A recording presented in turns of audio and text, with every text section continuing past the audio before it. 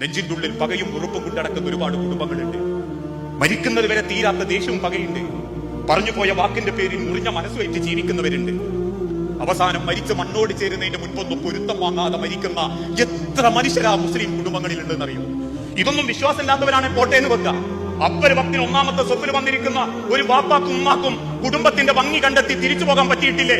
എന്ത് കാവലാങ്ങൾ പടച്ചോന്റെ അടുത്തേക്ക് കൊണ്ടുവന്ന്, എന്ത് സമാധാനത്തിൽ ഞങ്ങൾ അള്ളാന്റെ അടുത്തേക്ക് മടങ്ങാൻ ആഗ്രഹിക്കുന്നത്? നാട്ടിലെ ഖുർആൻ ക്ലാസ് ഉണ്ടോ? ആഴ്ച തെറ്റാതെ പുളിക്കലിലും ആഴ്ച തെറ്റാതെ നാട്ടിലുള്ള ഖുർആൻ ക്ലാസിന്റെ പോരിശ പറയാന്ന് വിചാരിച്ചിട്ടുണ്ടോ റബ്ബിനോട്? വെള്ളിയാഴ്ചത്തെ മഹത്തരമായ ഖുർആനിന്റെ വചനങ്ങളെ പറ്റിയുള്ള ഖുത്ബ മാത്രം മതി എന്ന് വിചാരിച്ചിട്ടുണ്ടോ? അല്ലെങ്കിൽ കിടന്നും ഇരുന്നും സങ്കടപ്പെട്ടും ബുദ്ധിമുട്ടിയും നിസ്കരിച്ചു തീർത്ത നെറ്റിത്തടത്തിലെ നിസ്കാരത്തയം കൊണ്ടും ഉടുക്കുന്ന സലഫി പർദ്ദ മഫ്ത കൊണ്ടും ഓതി തീർക്കുന്ന ഖുർആൻ കൊണ്ടും മാത്രം നിങ്ങൾക്ക് സ്വർഗം തരാന്ന് പഠിപ്പിച്ച മതമാണോ അള്ളാന്റെ മതം?